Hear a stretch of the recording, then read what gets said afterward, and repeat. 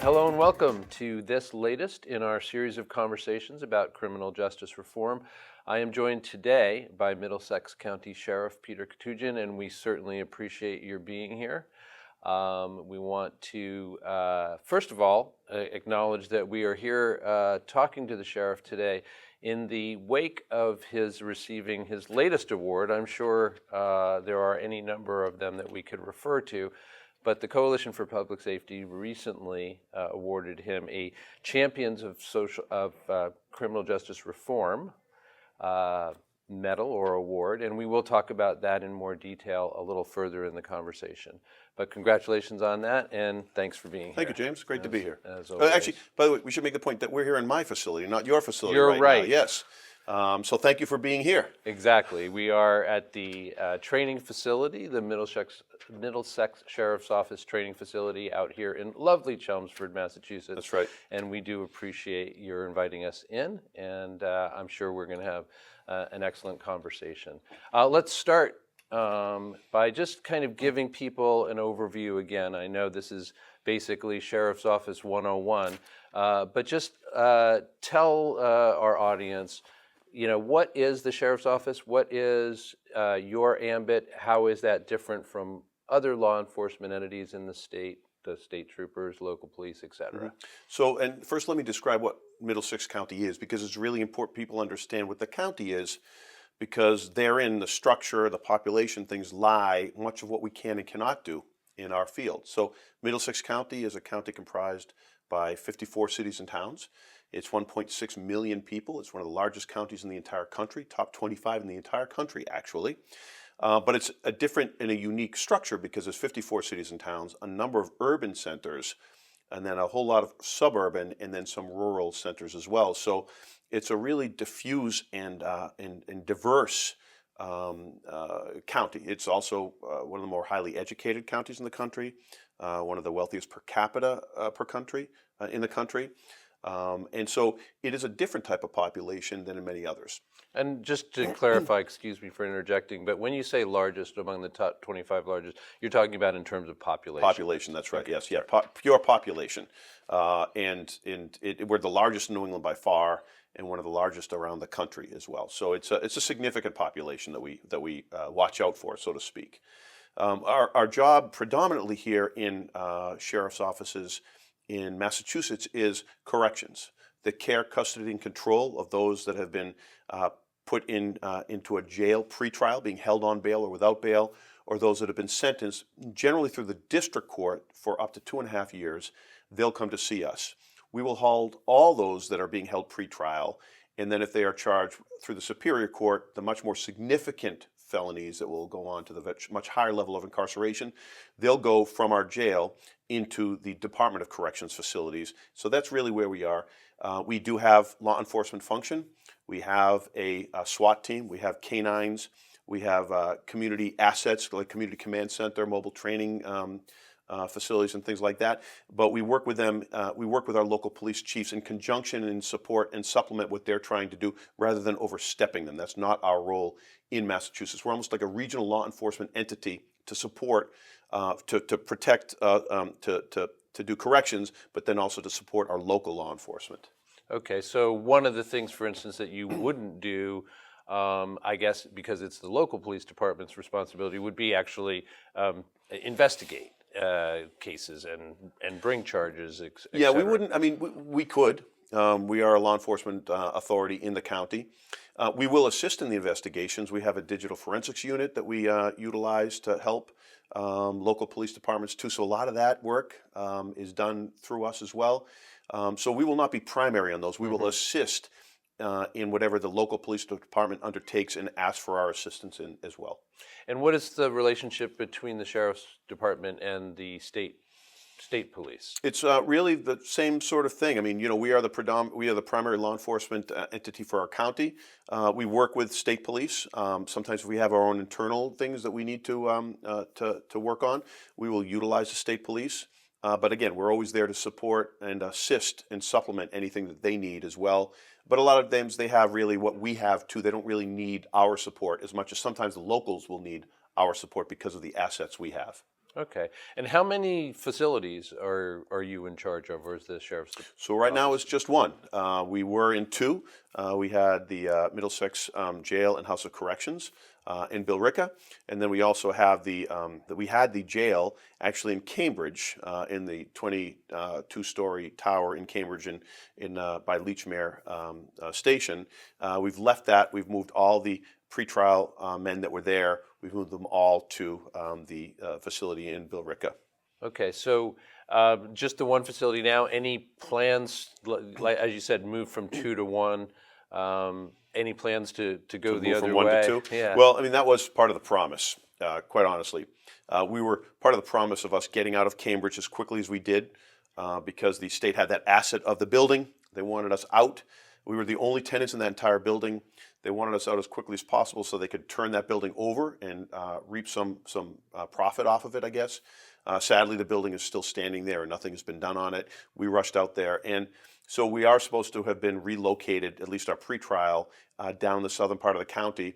And I'm not sure, depending on finances. The fact is it's important because that pretrial population, they haven't been convicted of anything at this point. And having them in the southern part of the county, where most of our courts are in the southern part, as opposed to the northern part of the county, is really important. Also, the fact that they'd have greater accessibility for public transportation, for visitation from family and friends and things like that is really important to the pretrial population. Again, they haven't been convicted of anything. And up a little bit north, they don't have as much access by public transportation as well. So those are things that concern me. I think we should be back down in the southern part of the county with our pretrial population. I'm hopeful, but it's Right. money always gets in the way, and that's been a constant source of concern by our lawmakers and our budget makers. I'm sure you, like all the rest of us, feel much better about the things you can control versus the things you can't. Yeah, and that's this right. is Isn't that one of the, those. you're supposed to, God give me the strength that I can't remember the rest of That's that, but right. control. Serenity and Yeah, strength, the et serenity, cetera, yes, and yes, wisdom, yes. all that. I've got to start reciting that again. I'm sure that would bring me much more serenity.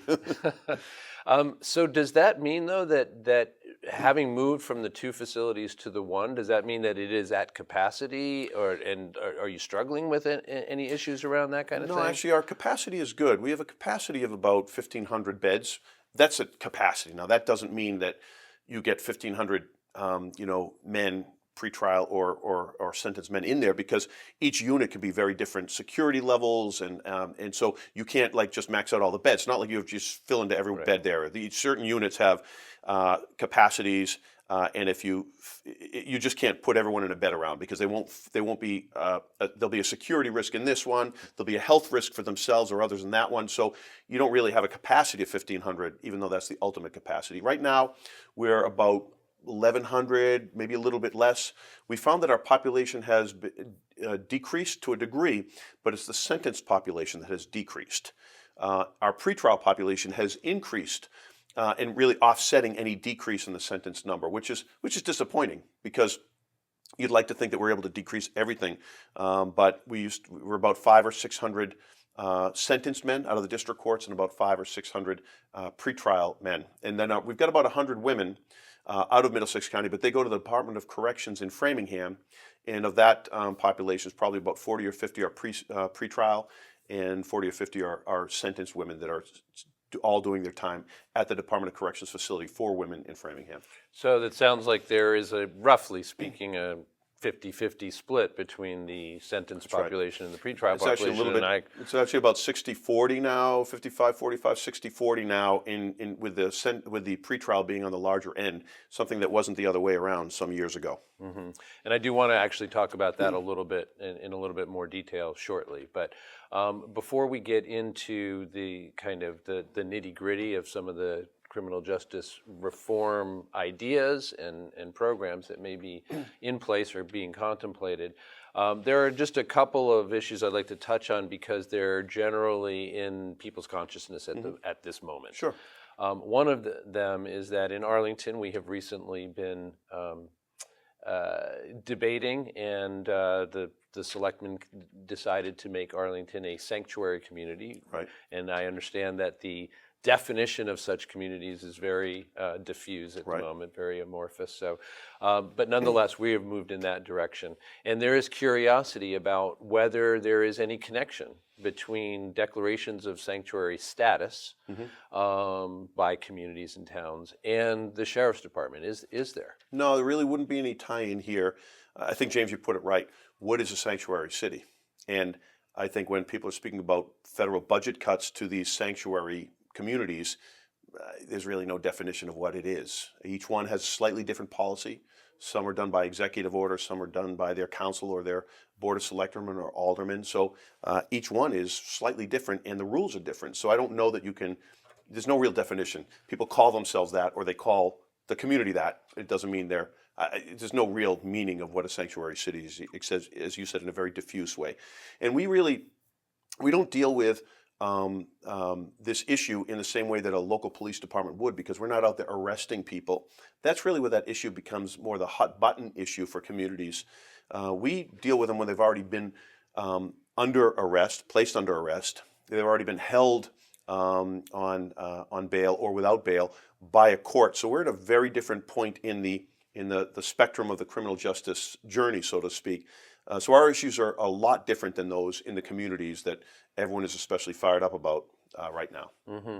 Well, one thing that may touch on you, and we'd like to know, in a recent conversation we had with our own police chief, Fred Ryan, we asked him about whether Arlington had been approached, because we had heard that in general, in the Boston area, there was an idea that the feds basically, and that in Customs and Immigration might be seeking to hold people of dubious immigration status or whatever in local police department facilities. We're wondering, is that something that you would have been approached about? No, there are some sheriffs that do hold ICE detainers or ICE population. These federal immigration and customs enforcement population. We're not one of them. We don't have the capacity to do that, so it's not an issue we deal with. But it is something that a few of the sheriffs do actually accept those, and they're compensated by the federal government for the per body per day charge, which sometimes actually helps them with their budget numbers. But we don't do that in Middlesex County at all. And just out of curiosity, if you, again, as you said, you're not a viable alternative because you don't have the capacity. Right. But if you were approached, do you have a philosophical stance around that? No, I wouldn't really. It's not a population I'd be interested in housing. I don't really see the upside to our operation. No, it's just nothing I've ever really considered. Our issues are about what happens to them once they're already off the street and maybe they're with us, and any determinations by the court on their status, really. That's more what we have to be worried about right now. Okay, so let's talk about what's happening inside of your facility and about whatever programs, if there were specific programs or innovations for which you have received this most recent award. So again, that's a Champion of Justice Reform, right. Given by the Coalition for Public Safety. What is it that they were recognizing with that? Well, in just a few short years, Middlesex has become a national player, really. I mean, I can't say anything short of that. I mean, we have risen. As a matter of fact, I was just at a training session in Quantico at the FBI Academy with a number of the large jail networks. So these are the largest jails around the country. We were invited to participate in this, and there was a director of corrections for Louisville, and he was very complimentary about the programs that he hears about us and we're speaking about nationally, and actually kind of said, "You guys came out of nowhere," and that was a real compliment because it really started when we took over, when I became sheriff and we started bringing in the staff and we're innovating and we're driving. Very importantly, James, we're collecting data and trying to find new ways to collect data. That's really important because I always say something. I always say that vision without data is just a hallucination, and we're flying blind, right? We're making decisions based upon what we think is happening out there, but we don't really know. And sometimes you find out that what you think is happening is not truly happening. For instance, the DARE program or the Scared Straight programs, people seem to think worked really well. We funded them. We thought they were great. They proliferated, and the point is they showed no impact. Now, they might be good programs, but in fact, I think in Scared Straight, there actually was almost a higher rate of recidivism associated with people that have participated in that program when you broke out that component. So we are getting a national reputation, which has been exciting, but more difficult because now we're being invited to around in many places around the country to speak about our programs. One of which is our Matador program, Medication-Assisted Treatment and Directed Opioid Recovery. We've spoken about this in numerous cities throughout the country in very high levels. We've presented twice at the White House, like twice. Actually, we presented, I think, twice at the White House, and we attended a meeting with the president one time too. We were invited. So these are things that are really getting so much attention, and I hope that people in Middlesex County are proud of their government at work, not just me, but their government and their sheriff's office at work. Our Matador program is one that utilizes medication-assisted treatment for the opioid epidemic. Now, let me just say, this is a scourge in our society. We know people are dying every day, but let me just say that our population, 80% are self-reported drug or alcohol addicted. Get this number, James, 45% of our new population last year alone had to be detoxed.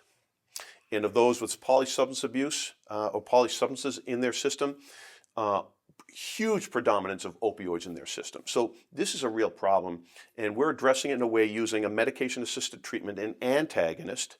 You have your agonist therapies of methadone and buprenorphine or Suboxone, which is, for all intents and purposes, a lower dosage of an opioid in some ways to help stabilize people, and then maybe the hope is that you taper them down. We use naltrexone, a longer-lasting injectable version, which is an injectable version called Vivitrol, manufactured right here in Middlesex County, or actually the company's is in Middlesex County. And this is an antagonist, meaning that it blocks the opiate's highs and reduces the craving significantly. It's a 30-day injection. So what we do is we work with our population. If they want to use this MAT regimen, then we'll give them their first administration of the injection before they go, and we'll set them up with their appointments to the community health centers and treatment facilities throughout their area. We've got 109 partners throughout the state now. The program has grown so much. And then we also have, which is the really important part that no other program I know of has around the country, we have a navigator. We have a woman that actually stays in touch. She connects with them inside and then follows them and stays in touch with them on the outside. And by the way, you speak about the social network being the reason people end up in jail because they go back with the old crowd, the old community. This is one of those social networks that keeps people out of jail. And for the first time, for many of these people, their very first call when they have a child or they pass their high set or they're getting married, their very first call is to our navigator. What we found is results showing the relapse rates are really good, but you talk about a public health tool applied for public safety purposes. The overall rate of recidivism is 18% out of the 150 participants, but those that completed the program or are in the program, it's only 2% recidivism. That is an amazing number right there. Yeah. So the relapse rates is something we always have to be thoughtful of, but this recidivism rate is stunning and just goes to show the power of a program like this. And the fact we're keeping very detailed data is what is drawing us. As a matter of fact, in a few weeks, I'm going to the National Institute of Corrections in Colorado. I'm a keynote speaker at one of their conferences about using real-time data to make real-time decisions, something of which I'm very proud.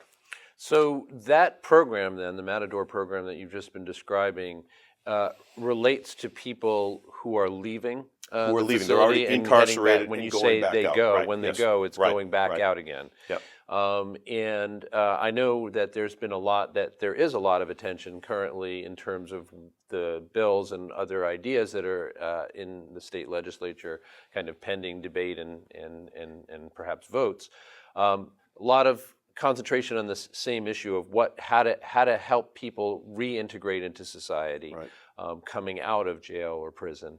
And what I'd like to do is ask you a little bit about programs for folks when they're inside. Mm-hmm. So one of the things that we know is that,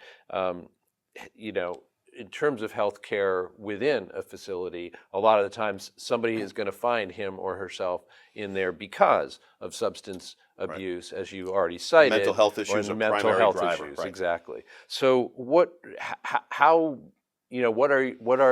the ideas that you have and are implementing to address that reality within the jail? Well, what should be understood is that when someone comes into my facility, especially as a sentenced person, when we know we've got a certain period of time left with them, their reentry planning begins on day one. There's a myth out there that we would consider doing it about a month before. No, it begins on day one. We use an LSCMI, which is an inventory mechanism to find out all the things that led up to their point of incarceration. Age, criminal history, family history, social network, vocational opportunity, all these things, family, And so what we do is we then design an individualized program for them while we have them for that period of time. And then we expect them to participate in that. We have a very high participation rate in that. And then we address their issues. Substance use is our primary driver. 8 or 9% have substance use issues. We have a residential substance abuse treatment center, which is now a national mentoring site, which has been getting a lot of attention. It's a cognitive behavioral therapy program, which is sort of the state of the practice right now. We also address their mental health needs. About 50%, 51% in the month of December had a history of mental health, and it ranges anywhere from 43 to 50% have a history of mental health, and so we address them. About a third are being, attended to for mental health needs while they're inside. But then we have a specialized unit, a Humvee, our housing unit for military veterans, which is the only one in maybe New England. It's the only one in the state, and one of the few in the country. And we've been invited to speak about this program nationally too, because we're taking a unique population. We're putting our sentenced men with our pretrial men, and it has been stunning, just the benefit of this program. It is one of the most inspiring programs that I've ever even witnessed, never mind actually generated. We're starting what we hope to be. We've already started some of the programming, but actually creating a unit for young adult offenders. This is a population that science has shown more and more is more like juveniles than adults, even up to age 24 or 5. And I don't know about you, James. You look like you might have matured at a later point in your life. I know I did. But I know when last week. Just last week. So when I know that I made that turn when I was about 25 years old, and the science is showing that the later maturation, especially of the young male mind, the later frontal lobe development, risk-taking behaviors, all these things are affecting their lead into incarceration, and then their inability to stay out of jail later too. So we're actually designing a program especially for this population, because this is shown in corrections to have great opportunity, a unique population with a unique need, and we can treat them uniquely, just like we do with our veterans. So every time you can break out an issue that's ailing society, you see it inside our place, and we design a program to try to address that problem and to turn them out better than when they came in. Yeah, and I can tell that underlying this is a philosophy that says, hey, we need to meet these folks a little bit more where they are. Where they're at, rather exactly. than just kind of setting Don't this come to me, we'll as fix a you. system, and you better acclimate. Right. Or It's pretty inspirational, and that's what I think that people don't really get a true value of what corrections, like really good corrections professionals do.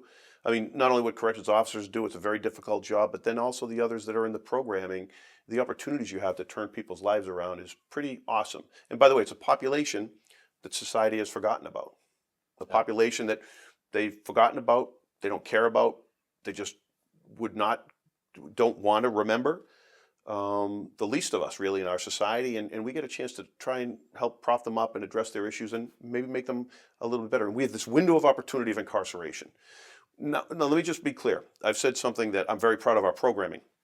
We've got excellent mental health programming, substance use programming, just all these, educational programming, vocational programming, really amazing stuff. But the fact is you shouldn't have to come to jail in order to get this good program. You should be able to get this before you come to jail. You should be able to get it on the outside, because just by coming to jail sometimes can raise your recidivism rates as much as in some cases it can also lower them. So the idea is really on criminal justice reform to keep people out of jail. Like the best reentry is no entry.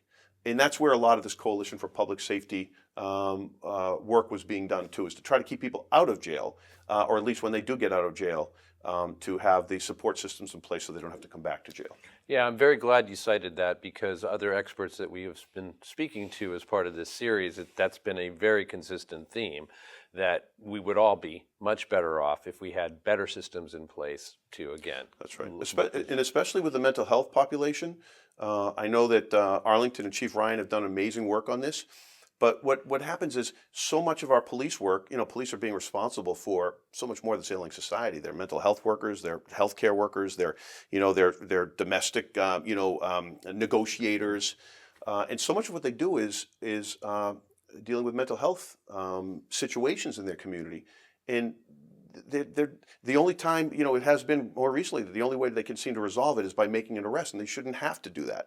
So now we're actually giving police more tools, and the idea is not just that if we can stop that person with mental health issues from coming in jail or, in a place of incarceration, which, by the way, will exacerbate their problems, but to get them, instead of coming to jail, instead of not even doing nothing, but get them into the support services they need, then that's what we should be doing. And there's so many programs working around the country, including the great work by Chief Ryan and the Arlington Police Department, that are doing just this, that will really help us with our correctional problem in our communities too.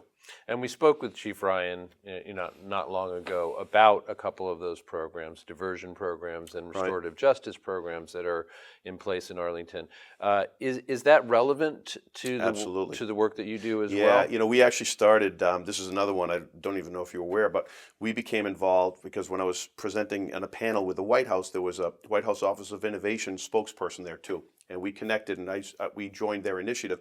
It's called the Data-Driven Justice Initiative, and it's about diverting those with mental health issues before they come into the system.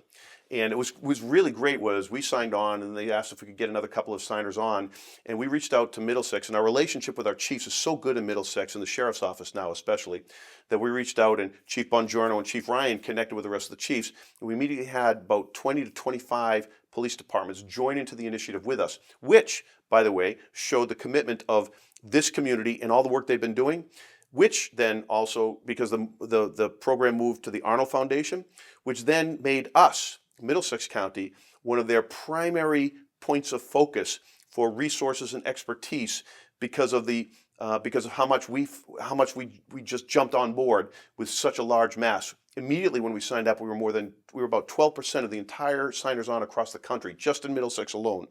And now we are a driving force in this initiative that have been cited in a number of articles recently too. The Middlesex and the Chiefs Police work.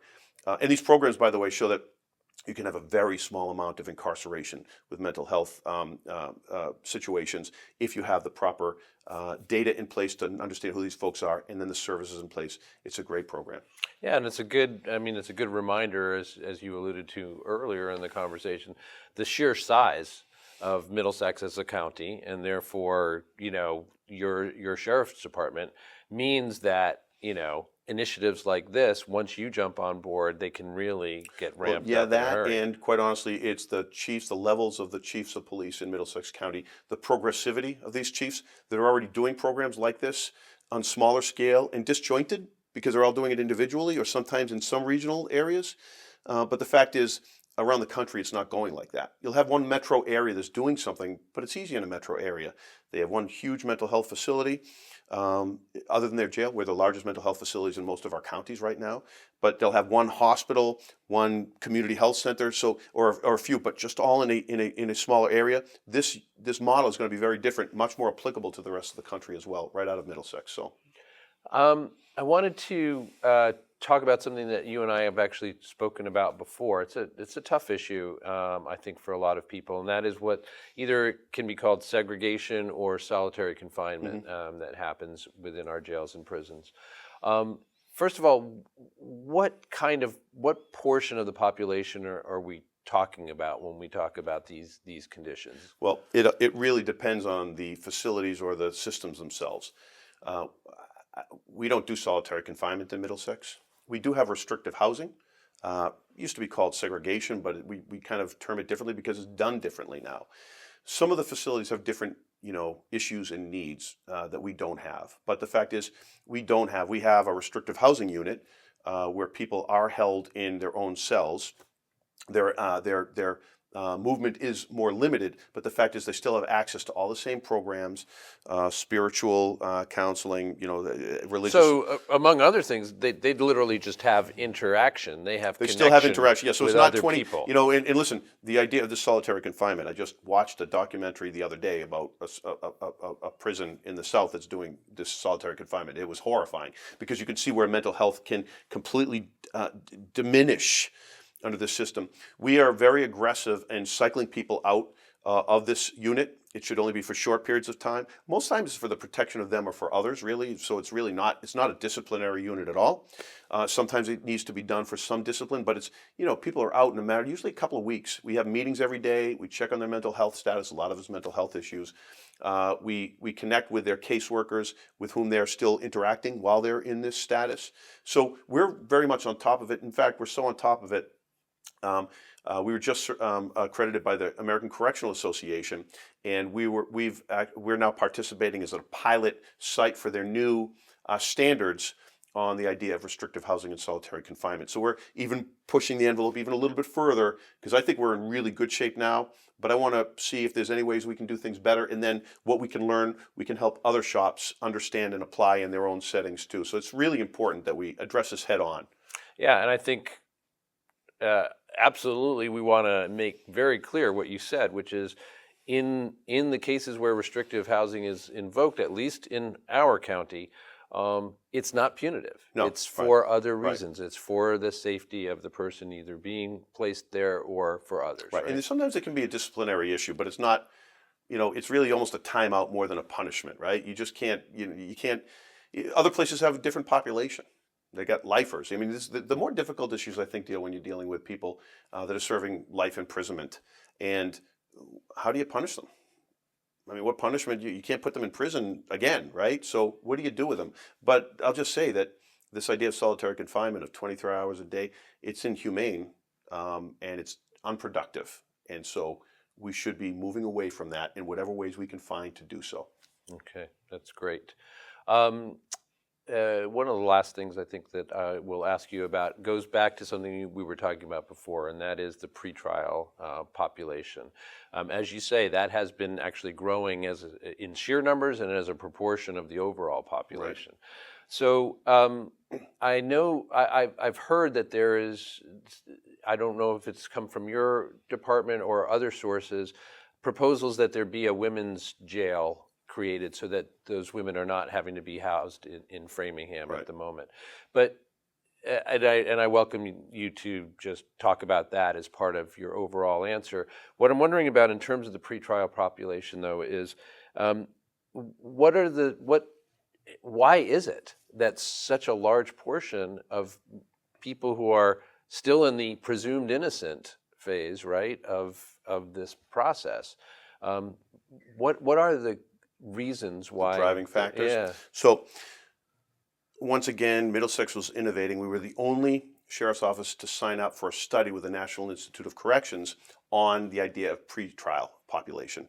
I don't know if everyone else stepped backwards and I didn't move, that I got chosen, but we signed up actually. We actually stepped forwards, but other people might have stepped backwards. The fact is, it was a lot of work.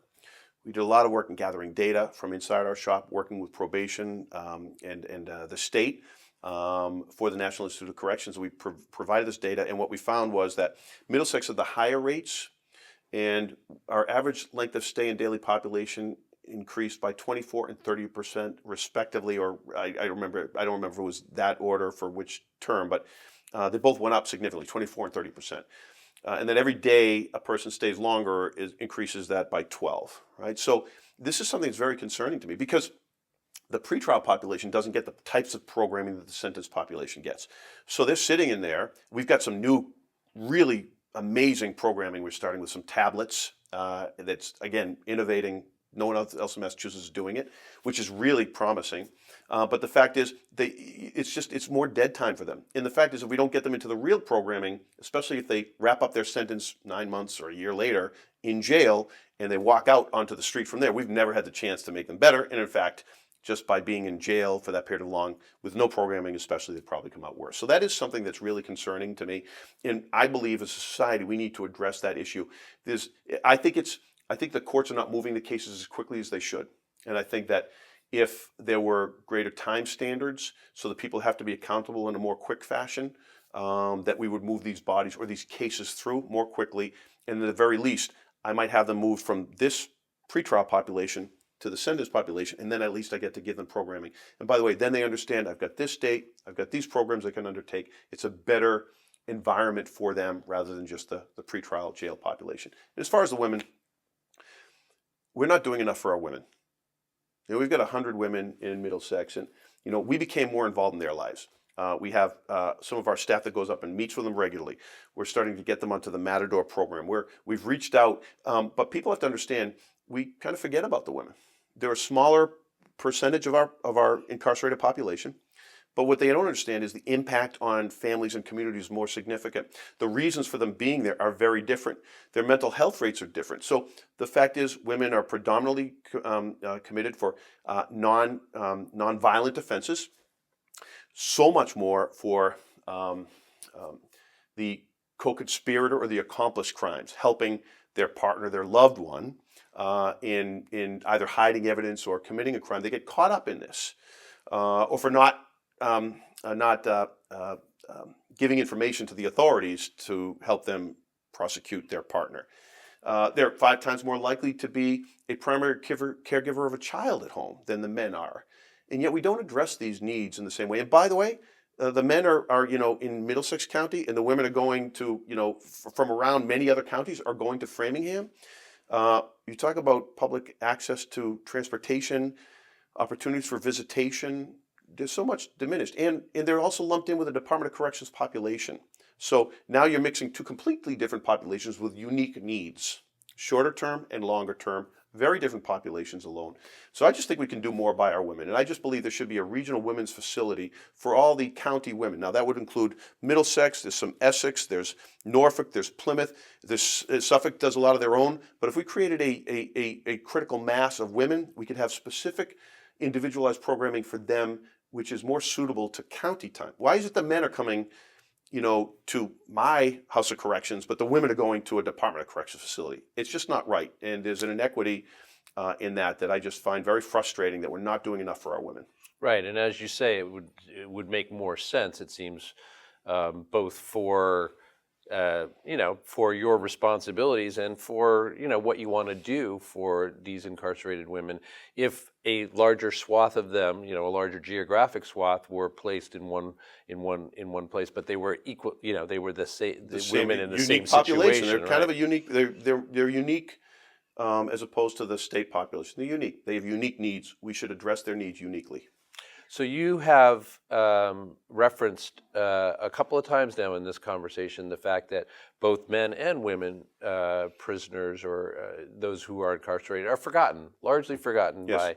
by society. I think another aspect of that I'm sure you're concerned about as well, of people that we can forget about, whose job is really hard and super stressful, are the corrections officers themselves. Right, those yeah. people who are working within your facility and others. Right. And we know that is a very high stress lifestyle because, among other things, they have lower life expectancy than is normal, as I understand. That's right. So what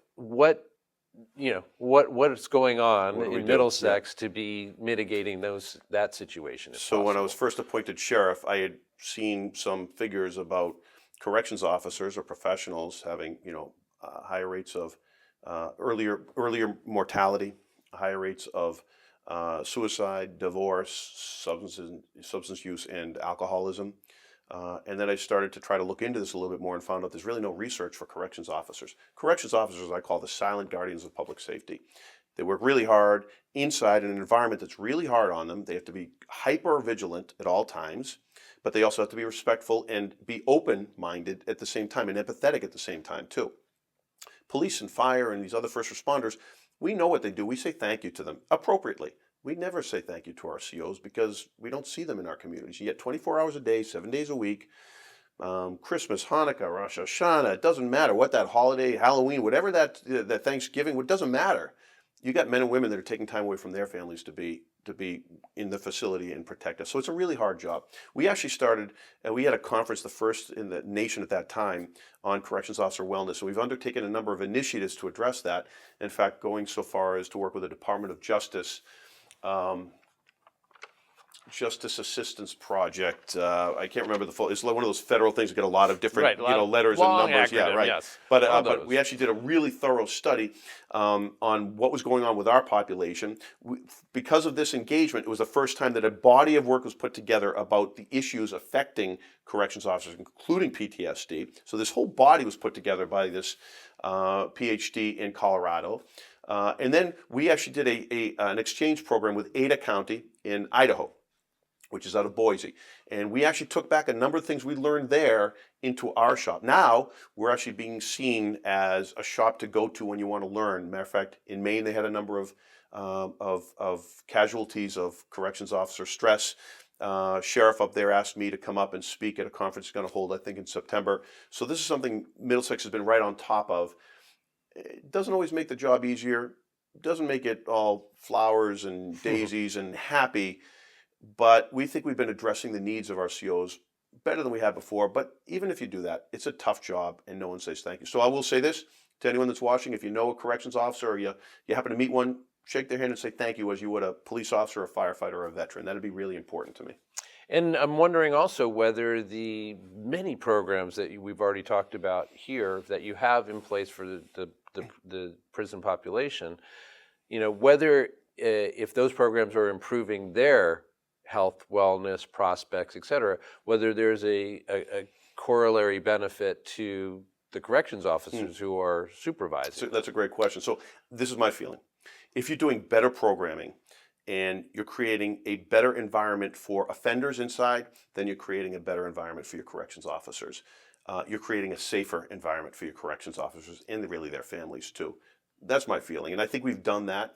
We've had a couple of innovative programs that I think in many ways many corrections professionals were a little bit nervous about because it was new, it was innovative, and yet it's been working really well. And again, I think it's making it a better environment, but really, very importantly, a safer environment for our corrections officers. I hope so, and I know you do as well. I want to just wrap up by asking you to step back for a second and just respond. Let us know as you look at the next. You decide the time frame for yourself, but in the next little while, what are your own goals and priorities for things that you want to be working on? So I want to continue to make sure we're collecting the data that we're finding new data points and metrics that we can undertake to make our programming better. I mean, even recently, as a matter of a few weeks ago, we've got to collect this data and this data because it can help us understand our population better. I just hope to continue to some of those develop those programs that we have been doing. The Matador program will continue to grow. Our Humvee program will continue to grow. And by the way, that they be replicated. It's really important that I'm not the only one doing these things, which is all too often the case, that we're actually using a good model. And quite honestly, the mistakes that I've made to understand how to create a better model and to replicate that model. I'm really hoping to get that young adult offenders program up and running because I think that can have great benefit.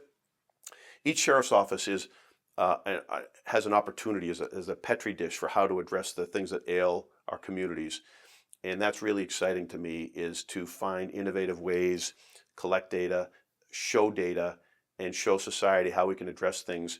And then maybe we can actually extrapolate that data and bring it to the point before they become incarcerated, and so we can actually have them not be incarcerated in the first place. That'd be my dream.